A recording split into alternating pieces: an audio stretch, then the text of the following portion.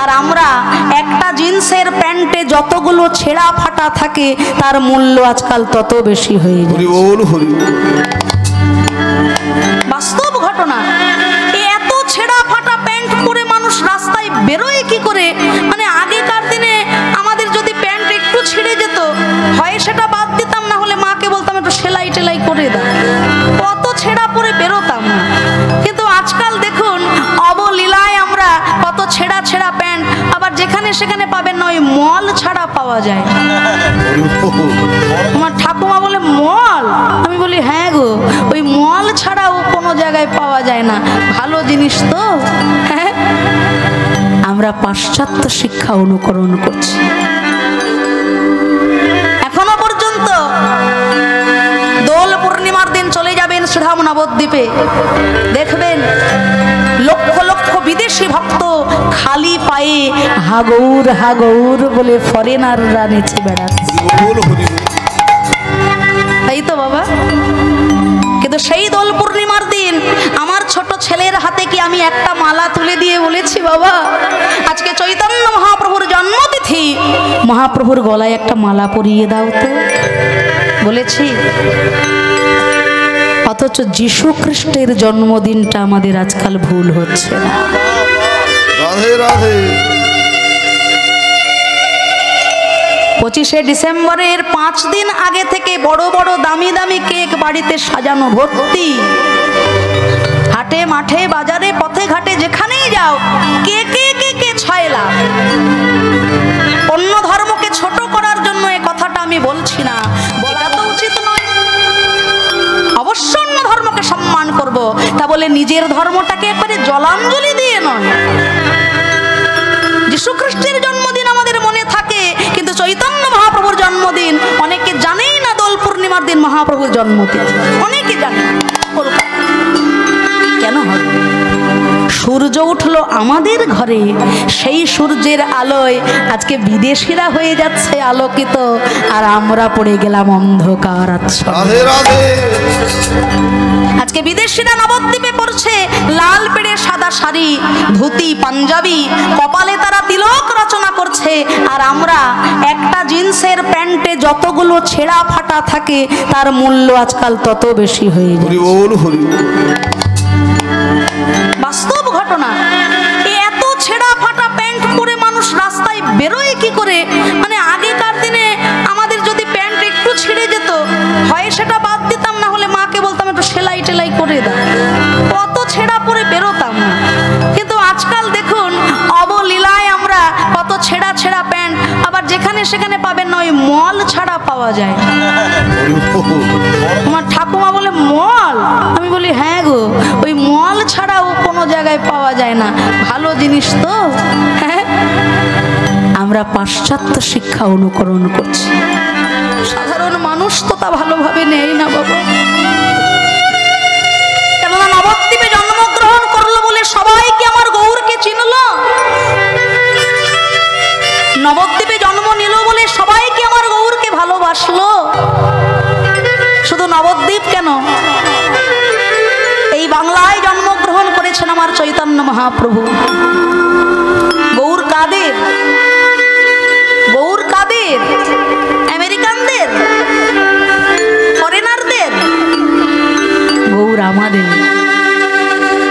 গৌর আমাদের সম্পদ। এই বাংলায় জন্মগ্রহণ করেছেন আমার চৈতন্য মহাপ্রভু। এই বাংলায় জন্ম নিয়েছি আমরাও। আমরা সবাই কি আমার গৌরকে ভালোভাবে মেনে নিতে পারি? ভালোবাসতে জানি সবাই? সবাই আমরা গৌরকে ভালোবাসতে জানি। এখনো পর্যন্ত দোল পূর্ণিমার দিন চলে যাবেন শ্রীধাম নবদ্বীপে, দেখবেন লক্ষ লক্ষ বিদেশি ভক্ত খালি পায়ে হাগৌর হাগৌর বলে ফরেনাররা নেচে বেড়াচ্ছে। তাই তো বাবা। কিন্তু সেই দোল পূর্ণিমার দিন আমার ছোট ছেলের হাতে কি আমি একটা মালা তুলে দিয়ে বলেছি, বাবা আজকে চৈতন্য মহাপ্রভুর জন্মতিথি, মহাপ্রভুর গলায় একটা মালা পরিয়ে দাও তো? বলেছি? অথচ যীশু খ্রিস্টের জন্মদিনটা আমাদের আজকাল ভুল হচ্ছে না। রাধে রাধে। 25শে ডিসেম্বরের 5 দিন আগে থেকে বড় বড় দামি দামি কেক বাড়িতে সাজানো ভর্তি। হাটে মাঠে বাজারে পথে ঘাটে যেখানেই যাও কে কে কে কে ছয়লা। অন্য ধর্মকে ছোট করার জন্য এই কথাটা আমি বলছি না, বলার উদ্দেশ্য হলো এটাই, অন্য ধর্মকে ভালোবাসা আমাদের ধর্মের নিয়ম, সর্বধর্মকে সমান চোখে দেখা সনাতন ধর্মের নিয়ম। কিন্তু অন্য ধর্মকে ভালোবাসতে গিয়ে আজকে নিজের ধর্মটাকেই আমরা জলাঞ্জলি দিয়ে এটা তো উচিত নয়। অবশ্য অন্য ধর্মকে সম্মান করব, তা বলে নিজের ধর্মটাকে একবারে জলাঞ্জলি দিয়ে নয়। যিশু খ্রিস্টের জন্মদিন আমাদের মনে থাকে, কিন্তু চৈতন্য মহাপ্রভুর জন্মদিন অনেকে জানেই না। দোল পূর্ণিমার দিন মহাপ্রভুর জন্মদিন অনেকে জানে। কেন হবে? সূর্য উঠলো আমাদের ঘরে, সেই সূর্যের আলোয় আজকে বিদেশিরা হয়ে যাচ্ছে আলোকিত, আর আমরা পড়ে গেলাম অন্ধকার আচ্ছন্ন। আজকে বিদেশিরা নবদ্বীপে পড়ছে লাল পেড়ে সাদা শাড়ি, ধুতি পাঞ্জাবি, কপালে তারা তিলক রচনা করছে, আর আমরা একটা জিন্সের প্যান্টে যতগুলো ছেঁড়া ফাটা থাকে তার মূল্য আজকাল তত বেশি হয়ে যায়। বাস্তব ঘটনা। এত ছেঁড়া ফাটা প্যান্ট পরে মানুষ রাস্তায় বেরোয় কি করে? মানে আগেকার দিনে আমাদের যদি প্যান্ট একটু ছিঁড়ে যেত, হয় সেটা বাদ দিতাম, না হলে মাকে বলতাম একটু সেলাই টেলাই করে দাও, কত ছেঁড়া পরে বেরোতাম না। কিন্তু আজকাল দেখুন অবলীলায় আমরা কত ছেঁড়া ছেঁড়া প্যান্ট, আবার যেখানে সেখানে পাবেন না, ওই মল ছাড়া পাওয়া যায়। আমার ঠাকুমা বলে মল, আমি বলি হ্যাঁ গো, ওই মল ছাড়াও কোনো জায়গায় পাওয়া যায় না। ভালো জিনিস তো। হ্যাঁ, আমরা পাশ্চাত্য শিক্ষা অনুকরণ করছি, আমরা পাশ্চাত্য শিক্ষা অবলম্বন করছি, আমরা বিদেশি ধর্ম বিদেশি শিক্ষা অবলম্বন করছি। কিন্তু বিদেশি ধর্ম বিদেশি শিক্ষা আজকে আমরা শিখতে শিখতে আপডেটেড হতে হতে নিজের ধর্মটাকে আমরা কখন যে জলাঞ্জলি দিয়েছি আমরা জানি। স্বধর্মে নিধনং শ্রেয়, পরধর্ম ভয়াবহ। শাস্ত্র বলছে স্বধর্মে নিধনং শ্রেয়, নিজের ধর্মে নিধন হব তাও ভালো, কিন্তু পরধর্ম ভয়াবহ। মাইকেল মধুসূদন দত্ত, মধুসূদন দত্ত তিনি বিদেশে গেলেন, বিদেশি উপাধি পেলেন, তিনি বিদেশি কবি হবার বাসনা জাগিয়ে নিজেকে মধুসূদন দত্ত থেকে মাইকেল মধুসূদন দত্ত করলেন। কিন্তু তার পরবর্তী জীবনটা একবার আপনারা পড়ে দেখেছেন, কত কষ্টে তার দিন কেটেছিল। ঠাকুর শ্রী রামকৃষ্ণ দেবের কাছে যখন দেখা করতে এলেন, রামকৃষ্ণদেব একটাই কথা বলেছিলেন, বাবা এত বড় মাপের কবি হলে তুমি, তোমার সমকক্ষ কবি অনেকেই হেরে যাবে তোমার কাছে, তোমার যা গুণ তোমার যা মহিমা, কিন্তু নিজের ধর্মটাকে জলাঞ্জলি না দিলেই কি নয় বাবা? কেন করলে কাজ? আজকে নিজের ধর্মে যদি তিনি অটুট থাকতেন, সবার উপরে হতো তার স্থান। স্বধর্মে নিধনং শ্রেয়, পরধর্ম ভয়াবহ। তাই আমরা যেমন বাংলায় জন্ম নিয়ে আমাদের বাংলার ঠাকুরকে সবাই চিনতে পারলাম না, তেমন নবদ্বীপে জন্মগ্রহণ করেও অনেকে আমার গৌরকে ব্যথা দিয়েছে, কষ্ট দিয়েছে। তারিণী মন্দিরে প্রবেশ করতে গেলে মন্দিরের প্রধান দরজার ঠিক বাম পাশেই দেখবেন রাধাকৃষ্ণের মন্দির আছে, আছে তো? তা রাধাকৃষ্ণ আগে তার সেবা হয় মন্দিরে, কেননা দক্ষিণেশ্বরে মা ভবতারিণী হলেন বৈষ্ণবী। তিনি আমার শ্বশুর মশাইয়ের বাবাকে স্বপ্নাদেশ দিয়ে মন্দিরে বলি প্রথা বন্ধ করেছিলেন, যে তুইও আমার সন্তান, আর ওই মহিষ যে আমার সামনে মা মা বলে কাঁদছে, যার রক্তে রক্তাক্ত হচ্ছে মন্দিরের বেদী, সেও আমার সন্তান। তাই তুই কাঁদলে আমার যতটা ব্যথা লাগে, ওই মহিষটা যখন মা বলে কাঁদে বলির সময়, তখন আমার ততটাই ব্যথা লাগে। তাই যে কোনো প্রকারে মন্দিরে বলি প্রথা বন্ধ করা, এই আদেশে আমার শ্বশুর মশাইয়ের বাবা তখনকার দিনে সবাইকে নিয়ে মিটিং করে মন্দিরে মহিষ বলি হতো, বিশাল মহিষ, সেই মহিষ বলি প্রথা বন্ধ করেছিলেন। কারণ দক্ষিণেশ্বরে মা ভবতারিণী হলেন বৈষ্ণবী, তাকে বৈষ্ণবী রূপে পুজো করা হয়। আগে রাধাকৃষ্ণের ভোগ নিবেদন হয়, তারপর মা ভবতারিণীর পুজো শুরু হয়। তা একদিন যে কোনো প্রকারে পূজারী ব্রাহ্মণ, বহু বছর আগের ঘটনা, পুজো করতে গিয়ে পূজারীর হাত থেকে কৃষ্ণ বিগ্রহটা মাটিতে পড়ে যায়। আর পড়ে যাওয়ার পর কৃষ্ণ বিগ্রহের একটা চরণ ভেঙে যায়।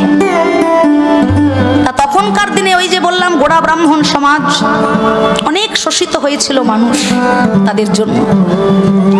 তা ব্রাহ্মণরা বললেন যে দেখুন মা, লোকমাতা রানী রাসমণিকে বললেন যে এই ভেঙে যাওয়া মূর্তি পুজো করার কোনো নিয়ম নেই, এই ভেঙে যাওয়া মূর্তি মন্দিরে পুজো হবে না, আপনি গঙ্গার জলে বিসর্জন দিয়ে দিন, নতুন বিগ্রহ এনে মন্দিরে পুজো হবে। ব্রাহ্মণদের কথা মতো কৃষ্ণ বিগ্রহ গঙ্গার জলে ফেলতে হবে। ঠিক তেমন সময় ঠাকুর শ্রী রামকৃষ্ণ পরমহংসদেব হাত জোর করে বললেন, মা তোমার তো এতগুলো কন্যা সন্তান আছে, এদের বিবাহ দিয়েছ, তুমি বাড়িতে জামাই এনেছ, প্রত্যেকটা জামাই তোমার কাছে পুত্র সমান। আপনারা করুণাময়ী রানী রাসমণি সিরিয়ালটা দেখেছেন তো?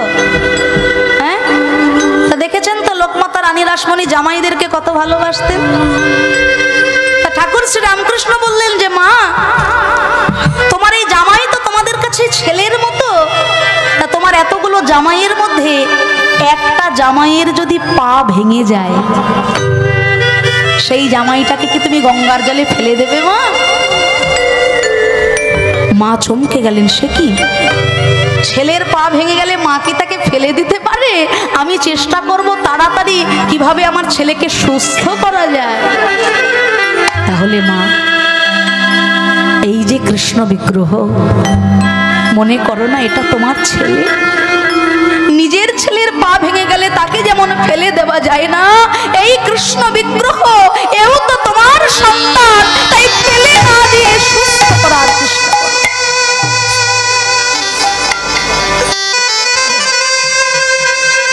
স্তম্ভিত হয়ে গেলেন রানীমা। তিনি বললেন, না, যে নিয়মই আপনাদের থাকুক না কেন, কৃষ্ণ বিগ্রহ ফেলা যাবে না গঙ্গায়। ঠাকুর শ্রী রামকৃষ্ণদেব নিজে হাতে ওই কৃষ্ণ বিগ্রহর চরণটি জোড়া লাগালেন। হে ভক্তগণ, এখনো পর্যন্ত, আজও পর্যন্ত সেই কৃষ্ণ মূর্তি দক্ষিণেশ্বর মন্দিরে পূজিত হয়ে আসছে। তাই গৌর হরি বল, হরি বল, হরি বল, হরি বল। ভক্তিতে ভগবান আসে, ভাববাদীরা তাই বলে। আপনাদের সবার আশীর্বাদে, আমার মা বাবার আশীর্বাদে, সেই ঠাকুর শ্রী রামকৃষ্ণ দেবের পঞ্চম বংশের জ্যেষ্ঠ পুত্রবধূ হবার সৌভাগ্য আমি অর্জন করেছি। এখানে আমার কোনো কৃতিত্ব নেই, মা বাবার আশীর্বাদ, আপনাদের মতো ভক্তের আশীর্বাদ। যে বংশে মা শারদা মাতা বধূ তা হয়ে এসেছিলেন, সেই বংশের পঞ্চম বংশের জ্যেষ্ঠ পুত্রবধূ। এই জন্মে তার জন্য কোনো কিছু করতে পারছি না, নিশ্চয়ই আগের জন্মে কোনো পুণ্য ছিল। তাই আপনারা আশীর্বাদ করবেন, আপনাদের সবার ভালোবাসা, আশীর্বাদ, চরণ ধুলা মাথায় নিয়ে আমার কৃষ্ণ ভজনের পথ যেন দিনে দিনে আরো উজ্জ্বল হয়। তাই গৌর প্রেমানন্দে হরি বল, হরি বল। তাই আজকে মহাপ্রভু যে আঙিনায় লীলা করছেন, সেই আঙিনারই বাইরে চাপাল গোপাল করলো ভবানী পূজা, আর সেই ঘরের ভিতরে চৈতন্য মহাপ্রভু অন্তর্যামী, সবই তিনি বুঝতে পারলেন, তিনি কাউকে কিছু বললেন না। ধীরে ধীরে প্রভাত হলো, প্রভু বললেন, এসো ভক্তগণ, বাহু তুলে সবাই বলো, ভজ শ্রীকৃষ্ণ কহ শ্রীকৃষ্ণ লহ শ্রীকৃষ্ণের নাম রে। কৃষ্ণ কহ শ্রীকৃষ্ণ লহ শ্রীকৃষ্ণের নাম রে। ভজ শ্রীকৃষ্ণ কহ শ্রীকৃষ্ণ লহ শ্রীকৃষ্ণের নাম রে। যে জানা শ্রীকৃষ্ণ ভজে সে হয় আমার প্রাণ রে।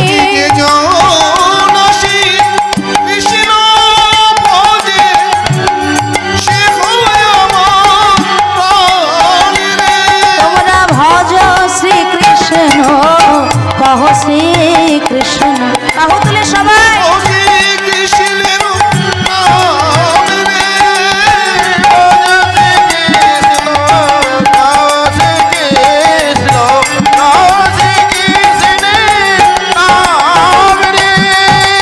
শ্রীবাস তুমি তো বলছো না, তুমিও বলো। শ্রীবাস বলছে প্রভু আমি গাইছি মনে মনে। কেন মনে মনে? কেননা প্রভু তুমি যে নাম গাইছো আমি সে নাম গাইছি না। তুমি কি গাইছো? প্রভু আমি জানি রাধা কৃষ্ণের মিলিত তনু গৌর হরি আমার, তাই আমি যদি কৃষ্ণ বলি আমার একজনকে ডাকা হয়, আর আমি যদি গৌর বলি তাহলে রাধা কৃষ্ণ দুজনকে আমার একসঙ্গে ডাকা হয়ে যায়। তাই আমি মনে মনে কি বলছি জানো গৌর হরি? ভজ গৌরাঙ্গ কহ গৌরাঙ্গ লহ গৌরাঙ্গের নাম রে। ভজ গৌরাঙ্গ কহ গৌরাঙ্গ লহ গৌরাঙ্গের নাম রে। কি আপনারা বলছেন তো? হ্যাঁ সবাই একটু জোরে বলবেন তো। আমি একবার বলবো আপনারা একবার বলবেন, সবাই একটু জোরে গাইবেন আমার সঙ্গে তালে তালে। ভজ গৌরাঙ্গ কহ গৌরাঙ্গ লহ গৌরাঙ্গের নাম রে। বাহ বলিহারি এই তো। সবাই যারা যারা দাঁড়িয়ে আছেন তারা রাগ করে গাইছেন না নাকি? হ্যাঁ সবাই একটু জোরে তালি তালি। যে জানা গৌরাঙ্গ ভজে সে হয় আমার প্রাণ রে। সবাই যে জন গৌরাঙ্গ ভজে সে হয় আমার প্রাণ রে। ওগো দিন গেলে গৌরাঙ্গ জীবনে একবার রে। তিনি গেলে গৌরাঙ্গ বলে একবার রে। ওগো সে জানা আমার হয়, আমি হই তার রে। ভজ গৌরাঙ্গ বাহু তুলে সবাই। গৌরাঙ্গ নব গৌরাঙ্গের নাম রে। ভজ গৌরাঙ্গ কহ গৌরাঙ্গ কহ গৌরাঙ্গের নাম রে। ভজ গৌরাঙ্গ কহ গৌরাঙ্গ নব গৌরাঙ্গের নাম রে। ওগো যে জানা গৌরাঙ্গ ভজে সে হয় আমার প্রাণ রে। হরি বল, হরি বল।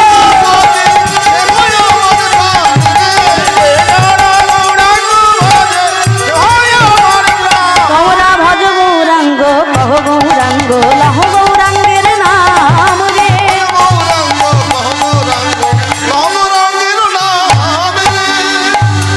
শ্রীবাস ধীরে